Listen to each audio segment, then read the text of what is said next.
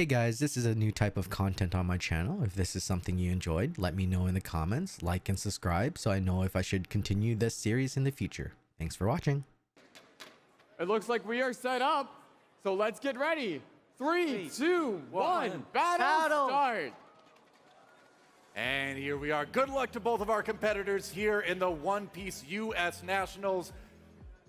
Yonas Abranham on the Enel, Jackson on the Sakazuki. And a lot of people coming this weekend, I was like, oh, it's going to be a Sakazuki mirror. Well, not so. Definitely Yonas not. Decided to get the Enel all the way here. And the players playing out their first turns. Usually in this matchup, you don't see a ton coming on. You're just Ashura coming down to do a little bit of searching. Yep, do a little bit of searching. As we see, Jackson did not have the opening brand new play. However, no, Yonas did have the opening Shura play for the search. Interesting. And it definitely seems, based on the Enel list, that he is going to be playing a starve tactic rather than a full aggro Enel list. So I actually spoke to Yonas earlier today, where I asked him, like, if you were going against Sakazuki, how do you play? He said it depends on his opening hand. If his opening hand applies for aggression, he will go aggressive. If his opening hand goes for passive, he will go for the starve. Oh, there is the Ohm. I was wondering. I didn't quite see if he had it in his hand. We know that's going to be the Holly hitting the board too, doing the search, but we know he's already got one in his hand from the Shura. Yeah, but both players are having definitely very good starting hands. Yeah. Borsalino to block the KO play from Gadots, and we just get an Ohm Holly to answer. Ohm Holly is one of your win condition against Sakazuki when you're playing Enel, because that is your high pressure combo. So we definitely want to see, we know he has the Lucci in hand. Does he have a clean answer? I think we're about to find out. He does have the Ice Age Lucci, but does he want to save those resources for that 7 NL or that 9 Yamato? Yeah, I feel like if you go into that a little bit too early, you run the risk of exactly what you're talking about. Yeah. That late game kind of coming in and Oh, taking looks like it. he's got a trigger. Oh, It's a trigger. oh, what is it? He's thinking about it. It could be huge, it could be nothing at all. Okay. Oh, and that is All right. one. If Satori comes out, that is another attacker early in the game, applying even more pressure onto Jackson. So he starts with an Ice Age. He wants to remove as many bodies as possible. I will say, if you're going to hit the Satori, though, just already having the Ice Age in hand for a perfect KO with a Lucci and being able to establish that board still seems like a very even game. It definitely is. Yeah. Because as you play the Satori, you're also losing one card out of Yonas' hand as well. Exactly. I will say, this matchup especially, it doesn't usually come down to life. It doesn't come down. Gidatsu takes out that Rob Lucci. It definitely, but the end goal is just how many cards does each player have in their hand? Yeah. Takes the first hit, 6k swing, and passes turn, leaves the Satori up, doesn't want to attack with it as it will become an attack target. Preparing for possibly that final push, but now over to Jackson. Gonna go, That attack makes me think he does have the 7 Borsalino in hand. Yep. And he does slam it down. All right, so that's gonna send the Gidatsu to the bottom of the deck. So one card dealt with. One at a time. That's how Sakazuki plays. One at a time, unless it's a Lucci. Where you Yeah, I was gonna say, unless it's Rob. Yep. But as long as we aren't losing tempo, because he has that 4 Borsalino, he shouldn't be losing that many cards in hand to counters. Yeah. And he's taking another damage. He says, it's okay. I can go down to 2. I'm getting more cards in hand. I can deal with other cards coming down. Looks like that was a 4-cost Borsalino that he pulled out of life just a moment ago. I believe that's what he saw. Gonna go ahead and send the Tashigi to the trash. So I believe Enel has 7 Dawns remaining. Yep, and it is going to be that 7 Oh, there it is. Yeah, there's a 7-cost NL hitting the board. Yup. 7 cards Enel, 5 cards in hand. Yeah. Goes for a block and then A 2k block 2K. counter. Okay, yep. Wants to keep that Borsalino blocker alive, of course. Pass over to Jackson now on Sakazuki. So he But is Sakazuki- at the full 10 Dawn now. Yeah. But he also does have a very easy target in the Satori, so he doesn't have to go for life, which will make it easier to get attacks. So it goes -1 to the Enel cost and attacking the Satori for 5.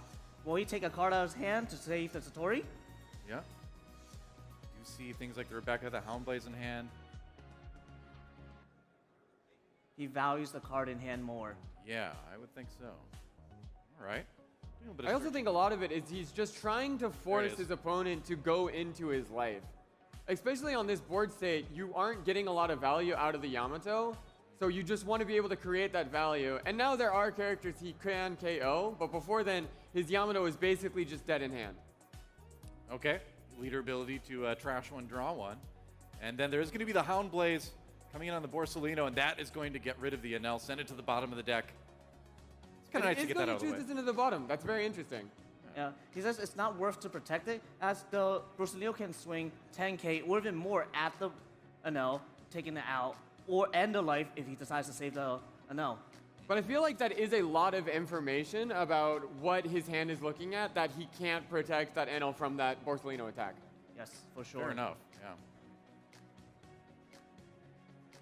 So we have 4 Dons remaining, I believe 4 cards in hand.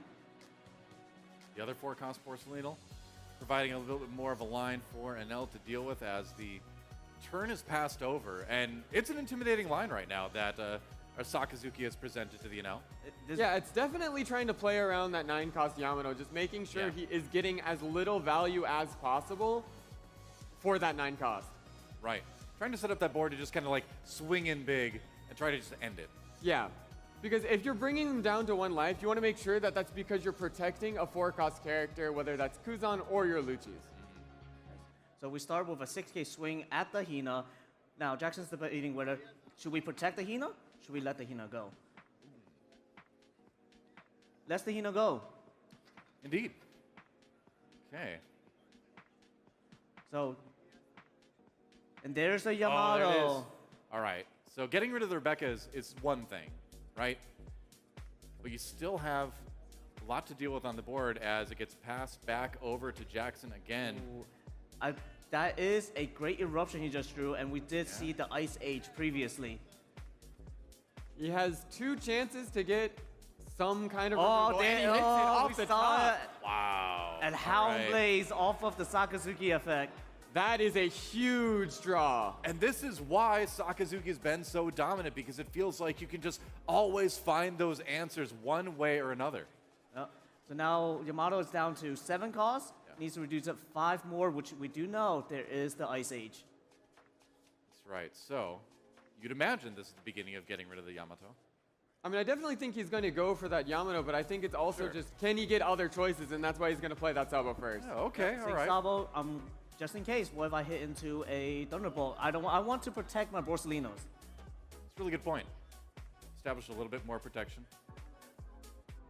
And he does hit that Man Cherry, which is definitely going to be a great tool in this matchup, just constantly gaining resources and making this long game just slowly gain into Sakazuki's favor.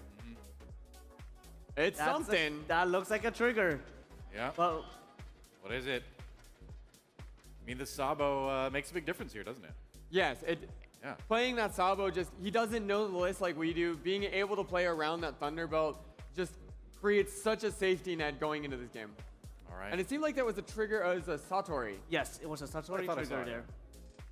there. Okay. Down to 4 Dawns remaining. We know he has needs at least 3 Dawn in order to use the Ice Age and the Hound Blaze. But I think there's definitely a chance, especially with the way he's taking his life, that he could just play another Borsellino, and because he has that Sabo, he knows that he isn't going to be able to get lethal because there's no way to get around that Sabo, whether it's Thunderbolt or Amal. So he might just be like, I need to just create a bigger board and try to make sure I get through my opponent's last life. Yes, he wants to remove that last life so he cannot use the Enel trigger again or effect Ice again. Age. But he is just going to go straight to the Ice Age. Yep. And another Hound Blaze. Okay. That is enough. My math is bad, but that is enough to send the Yamato down to the bottom of the deck. But it's just so scary trying to finish off an Enel because it seems like there's always something that they have to stay alive. You really always... It feels like you always need more than you think you need, you know? Oh, it's a Brule Okay. trigger. Speaking of which, yeah. Definitely an interesting choice. Yeah, the Brule, so another blocker. All But right. also in general, I think just because you have that Sabo, you know with 2 life, you're never going to be losing to any combination of plays. Right. So he just had that agency to just go full force onto the face. And there's Second a Yamato. goes back to 1. That means Enel's ability is live again. But he is making significant process. As he slowly chips down the life, slowly chip down the cards in hand, Enel would not be able to start countering. And this is what we've seen over and over again.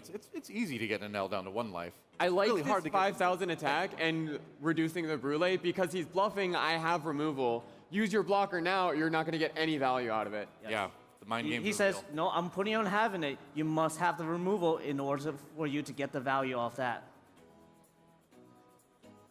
And there's a Kuzan. Okay, so a card in hand, and He wants to draw. He's trying to dig was for that? it. Oh, A there's another second one. for the All right, draw. all right. He's looking for it. Yep.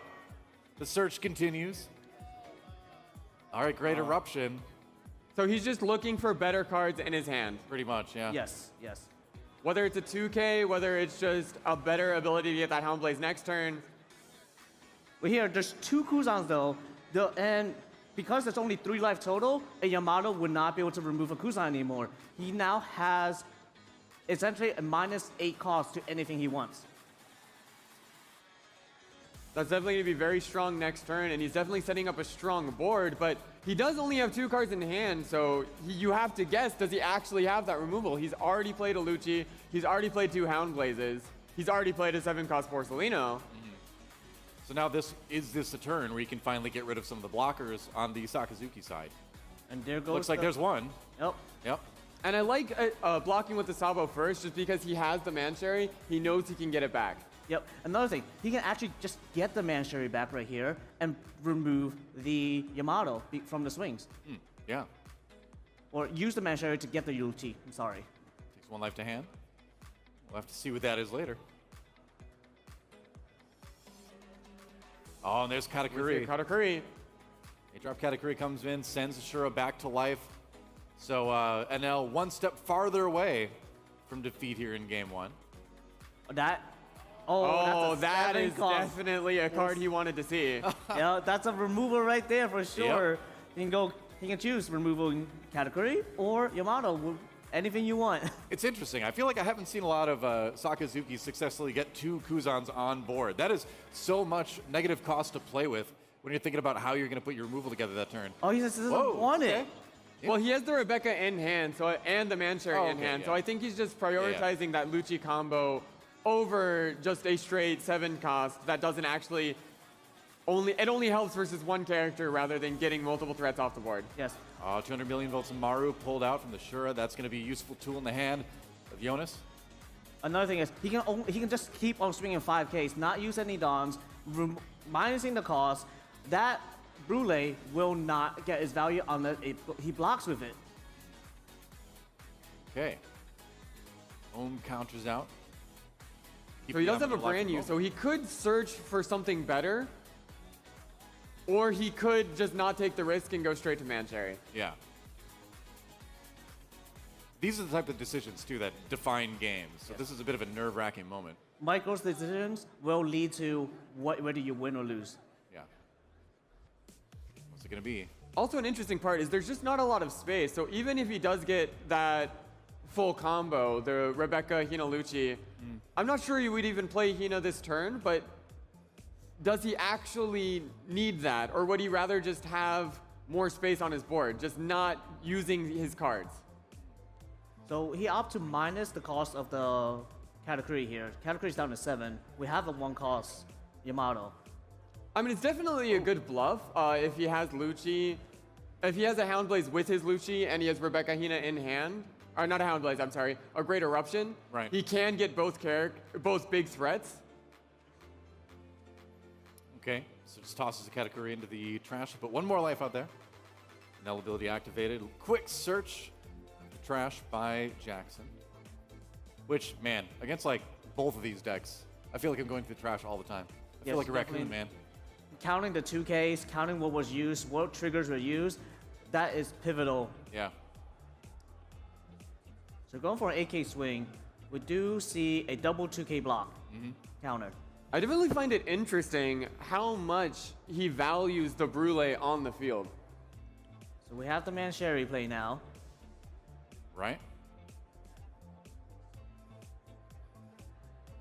Sends the 2 events to the bottom of the deck. I would imagine he picks up a Rebecca here. would be the And it will be likely Rebecca. choice. Indeed. Just picking the Rebecca, even if you already have one in hand, because you're probably not going to be playing another character from hand on this turn. Yeah. Or if you are, it will be the brand new. Just being able to get that extra card out of your trash is just going to be more valuable than just getting it directly. There's the Rebecca. Plays the Rebecca. All I can bring back, yeah, grabs the 4-cost Borsellino again. So establishing just more of these blockers again. Brand new first. Oh. Hate Okay. to see it. That hurts a bit, but you do get another blocker out at least. You do get another Borsellino on the board. We have 3 blockers on board. Yeah. I believe Jonas did get the Amaru earlier. Yeah, we do see the one on Mario already. I find it very interesting that he actually went for another blocker rather than just removing a threat in the first place. Yes. It seems like it's just a matter of staying safe / building up the opportunity to just go in for enough attacks to just overwhelm, right? Yeah, of course. Waiting for that Enel's hand size to go down to where you feel safe doing that. So we start with an AK swing, going at leader, blocks with the Rebecca. Yep. So many blockers. At this point, because of how high your power is, going for leader is basically just taking a character off the board. So I think all of his attacks will just be straight to the face. Yeah, pretty much. All right. Will there be an 5 cards. Amaru? Does he find it?